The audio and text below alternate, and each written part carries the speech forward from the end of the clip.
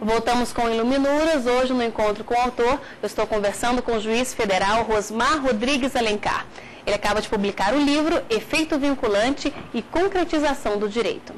Rosmar, eu gostaria de saber se você acredita que devam ocorrer algumas mudanças já no ensino jurídico para que a justiça social seja promovida. Eu vejo essa é uma nota essencial, realmente, né?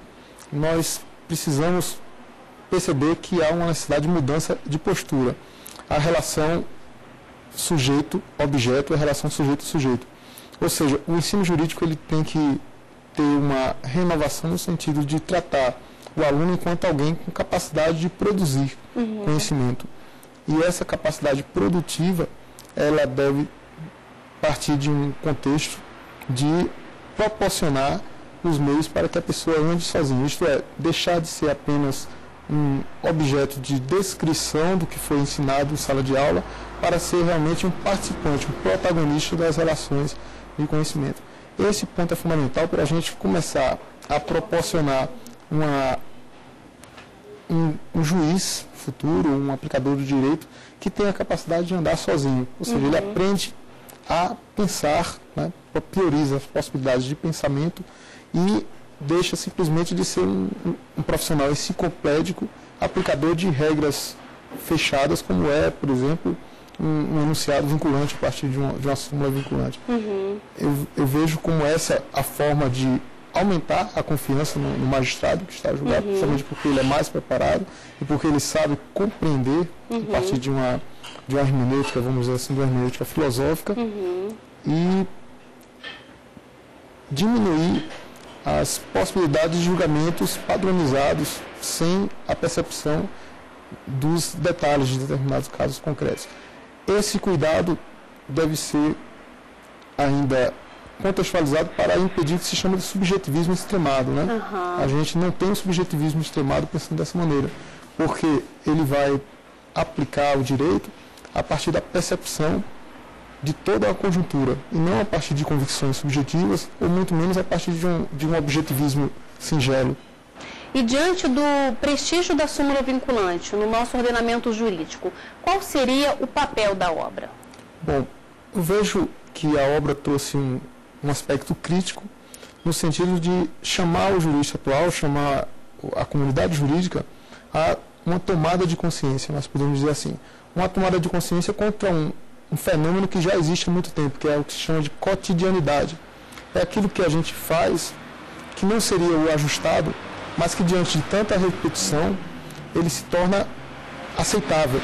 Ou nós não verificamos, ou não percebemos alguns excessos no nosso proceder. Isso por culpa da razão humana, que a gente tende a abstrair e tratar as coisas de uma maneira padronizada, sem nem perceber. Já existia com o efeito persuasivo dos julgados, que os juízes acatavam naturalmente as decisões dos tribunais superiores para, assim, evitar que sua sentença fosse reformada e dar aquele sentido de segurança que seria um objetivo desejável no ordenamento jurídico. Mas para se verificar que nós estamos, talvez, exacerbando ao ponto de procurar uma padronização que não se coaduna com um determinado contexto. É realmente uma chamada a tomar consciência de alguns problemas, de algumas dificuldades que podem ser corrigidas para que o problema em si seja resolvido, não apenas a solução dos processos enquanto algo apartado da sua realidade.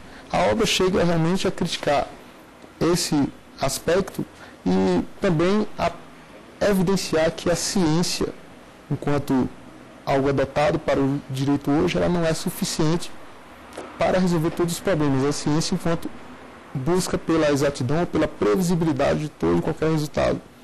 Então, a partir desses cuidados, talvez a gente tenha uma via, um caminho para resolver e para tornar mais efetiva a jurisdição. Rosmar, muito obrigada pela sua presença e parabéns pela sua obra. Muito obrigado, minha satisfação estar aqui no programa. A obra rara que você vai conhecer hoje foi encontrada na Biblioteca do Senado Federal. Ela se chama Flora Brasiliensis e começou a ser publicada em 1840. O interessante é que a publicação só foi concluída 66 anos depois.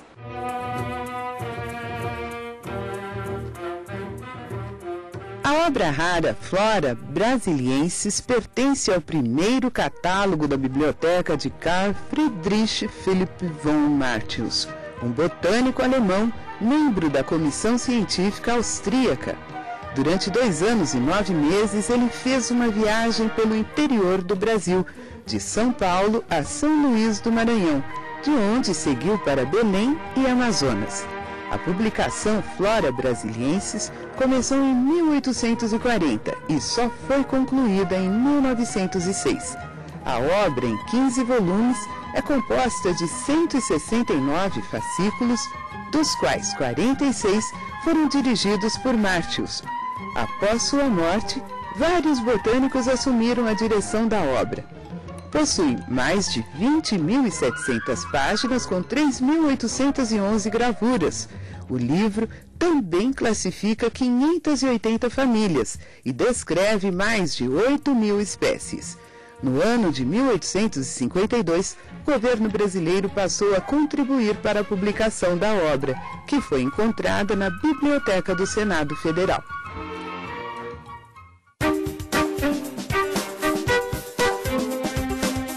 Nossa dica de leitura de hoje é o livro Individualização da Pena, de Guilherme de Souza Nutti, novo tópico com critérios específicos para a fixação da pena base.